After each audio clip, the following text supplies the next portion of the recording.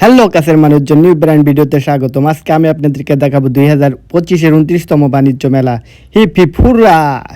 মিরপুর থেকে আমাদের journey start. আমরা মিরপুর থেকে যাব কুড়িল বিশ্ব রোডে। আর রাস্তার মাঝে আমরা দেখে নিচ্ছি আমাদের উন্নত মানের 5 স্টার হোটেল রেডিসন। আর এই হোটেল রেডিসনকে পাশ কাটিয়ে আমরা চলে যাব কুড়িল বিশ্ব রোডে।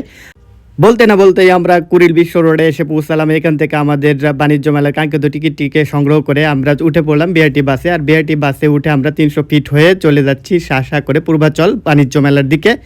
ইতিমধ্যে আপনারা জানেন এই জায়গাটি 300 ফিট খুবই ভাইরাল জায়গা। আর এখান থেকে অনেকে ছবি তুলতে গিয়ে পড়ে গিয়ে মারাও গিয়েছে। তারপর আমরা চলে যাচ্ছি শাসা করে বাণিজ্য মেলার দিকে। আর বলতে না বলতে আমরা বাণিজ্য মেলার প্রথম গেটে চলে আসলাম। আর এখানে দেখতে পাচ্ছি বাঁশ দিয়ে ঘেরা বাণিজ্য মেলার প্রথম গেট। প্রথম ফটোকে আমি ঢুকে দেখতে পাচ্ছি রঙের বেলুন। আর এই রঙের বেলুন দেখে মোর মনেও রং লেগেছে। মোর রঙিন মনে সরল বিশ্বাস অনলাইনে টিকিট কেটে এগিয়ে চললাম আন্তর্জাতিক বাণিজ্য মেলার দ্বিতীয় গেটের দিকে। আর দ্বিতীয় গেটের দিকে দেখতে পাচ্ছি অনেক ভিড়। আর এই ভিড় ঠেলতে ক্যামেরাটি এদিক সেদিক নাড়াচাড়া করতে করতে মুই দ্বিতীয় ফটক পার করে চলে আসলাম আন্তর্জাতিক বাণিজ্য মেলার স্কাই স্পেসে। আর স্কাই স্পেসে এসে আমি আমার ক্যামেরাটা নিয়ে সামনে পই করে এগিয়ে যাচ্ছিলাম। এরপর ক্যামেরাটি পিছনের দিকে ঘুরিয়ে আমার পিছনের লোকজনকে একটু দেখানোর চেষ্টা করলাম, সাথে গেটটাও দেখে নিলাম। আর দেখে দেওয়ার পরে আমি পানির ফোয়ারাগুলো দেখলাম, খুব সুন্দর করে পানিগুলো লাফাচ্ছে। আর তার সাথে মুই কয়েকটা ছবি তুলে নিয়ে তারপর আন্তর্জাতিক বাণিজ্য মেলার কাঙ্ক্ষিত সেই ফাইনাল গেটের দিকে আগাচ্ছিলাম। আর আগাতে পিছনের দিকে ক্যামেরাটাকে একটু ওই দিক সেদিক ঘুরিয়ে সকল ওভারভিউ দেখায় নিলাম। আর এখন আমি যাচ্ছি আন্তর্জাতিক মেলার প্রধান গেটের দিকে। আর এর মাঝে আমি দেখতে পেলাম একটা ঐতিহাসিক গাড়ি। আর গাড়ির সাথে মুই কয়েকটা ছবি তুলে নিয়ে ফাইনালি আমি ঢুকে পড়লাম আন্তর্জাতিক বাণিজ্য মেলার মূল স্পেসে। আর মূল স্পেসে ঢুকেই আমি দেখে নিলাম তারুণ্যের বাংলাদেশ। আর তার সাথে আমি শুনতে পেলাম মাগরিবের আজান। আর মাগরিবের আজান শুনে আমি বাণিজ্য মেলার ম্যাপটি এক নজর চোখ বুলিয়ে আমি মসজিদের অবস্থান জেনে মসজিদের দিকে গুটি পায়ে এগিয়ে চললাম। আর গুটি পায়ে এগিয়ে চলার সময় আমি দেখে নিলাম বাংলাদেশ বস্ত্র পাট শিল্প।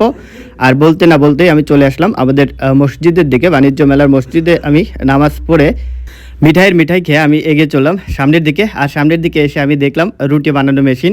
আর রুটি বানানো মেশিনে আমি রুটি বানানো দেখে সামনের দিকে এগিয়ে চললাম। সামনের দিকে এগিয়ে এসে আমি দেখতে পেলাম বিভিন্ন ফল মিশ্রিত টেস্টি আইসক্রিম। আর এই টেস্টি আইসক্রিম খেয়ে টেস্টি আইসক্রিমের স্বাদ নিয়ে চলুন দেখা যাক মেলার মূল আকর্ষণ নাগরদোলা ভেলকিবাজি।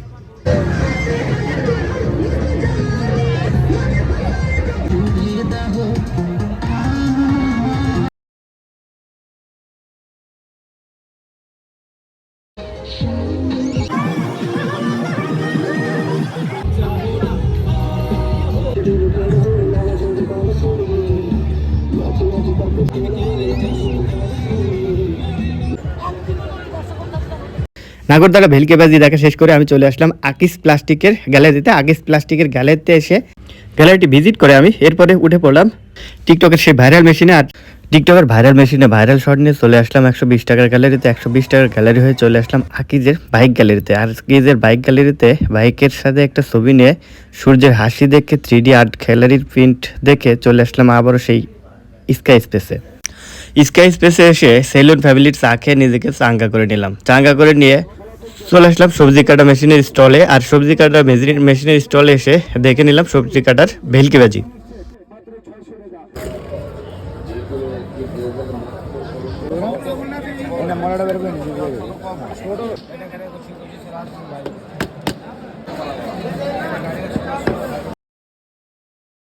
এরপর জুয়েলারি সব ঘুরে চলে আসলাম আশ্চর্য বিড়াল দেখতে।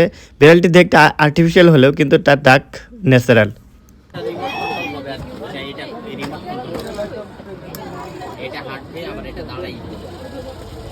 আর্টিফিশিয়াল ডাক বিড়ালের ন্যাচারাল ডাক শুনে এরপর আইসক্রিম গ্যালারি ঘুরে চলে আসলাম গানম্যানের সামনে। আর গানম্যানের ভেলকিবাজি দেখে গানম্যানের সাথে কিছু ছবি তুলে বিদায় নিলাম গানম্যানের কাছ থেকে। এরপর চলে আসলাম গ্রোসারি শপের দিকে। গ্রোসারি শপের দিকে এসে দেখে নিলাম লোভনীয় আচার। আর এই আচার দেখতে এরপরে দেখে নিলাম জলের কুমির ডাঙ্গা এভাবেই জ্বলছে ক্লাসিক্যাল হোমে। ক্লাসিক্যাল হোম হয়ে পৃথিবী ঘুরতে চলে আসলাম দিল্লির আগ্রায় তাজমহলে।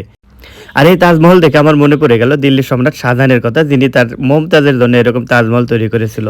আমিও আমার মমতাজের জন্য এরকম একটি তাজমহল তৈরি করবো। আর যে তাজমহল দেখতে বাংলাদেশে চলে আসবে অসংখ্য দর্শনার্থী। এরপর ক্লান্ত হয়ে বেবি ফ্যানের বাতাস নিয়ে চলে আসলাম তারুণ্যর গ্যালারিতে। তারুণ্যর গ্যালারি থেকে তুলে নিলাম কয়েকটি তারুণ্যময় ছবি। আমার স্টুডেন্ট তন্ময়। আর এই তন্ময়ের আছে ছোট্ট একটা ইউটিউব চ্যানেল তন্ময় ব্লগ। আর আপনাদের সবার প্রতি অনুরোধ রইল তন্ময় ব্লগকে সাবস্ক্রাইব করে তন্ময় ব্লগের সাথেই থাকুন। এরপর চলে আসলাম মেলার পশ্চিম পাশে এসে চলুন কয়েকটা স্টলে ঢো মারা যাক, ঢো মেরে দেখা যাক আসলে কি কি আছে।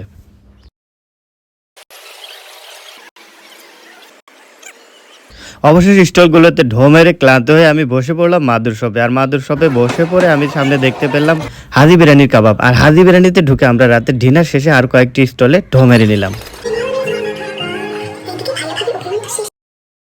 ঢো মারতে মারতে চলে আসলাম হাতিল ফার্নিচারের সামনে। আমার ইচ্ছা আছে আমার স্বপ্নের বাড়ির বেডরুমটাকে হাতিল ফার্নিচার দিয়ে সাজাবো। এরপর বিদায় পালা। এরপর আমরা মেলার মূল স্পেস থেকে বের হয়ে পড়লাম স্কাই স্পেসে।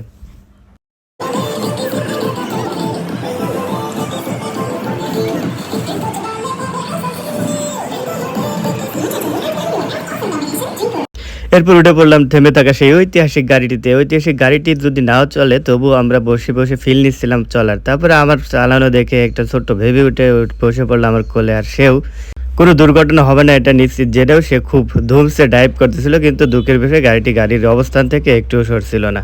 যদিও না সরছিল তারপর আমরা উপভোগ করছিলাম খুব ভালোই।